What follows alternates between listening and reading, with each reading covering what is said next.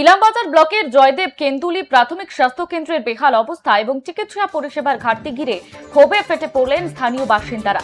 দীর্ঘদিন ধরে হাসপাতালে পর্যাপ্ত চিকিৎসা পরিষেবা না পাওয়া এবং হাসপাতাল চত্বর নোংরা, আবর্জনা এবং জঙ্গলে ভরে থাকার অভিযোগ তুলে রবিবার সাফাই অভিযানে নামেন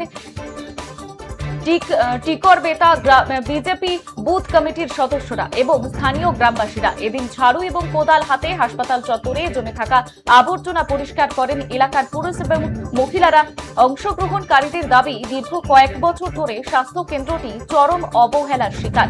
হাসপাতালের পরিবেশ যেমন পরিচ্ছন্ন নয়, অপরিচ্ছন্ন অবস্থায় রয়েছে, ঠিক তেমন ভাবেই চিকিৎসা পরিষেবাও কার্যত ভেঙে পড়েছে।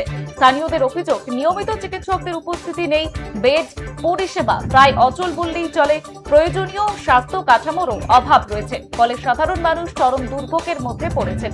সাফাই অভিযানের পাশাপাশি হাসপাতালের পরিষেবা দ্রুত স্বাভাবিক করার দাবিও তোলেন তারা। গ্রামবাসীদের বক্তব্য, অবিলম্বে চিকিৎসক সংকট দূর করতে হবে।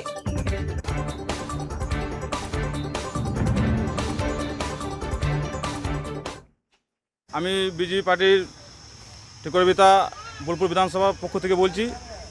তো আমাদের কর্মসূচি ছিল আজ দীর্ঘদিন 15 বছর থেকে যে আমাদের তৃণমূলের শাসনে যে এই হসপিটাল একবারে অযত্নভাবে পড়ে আছে।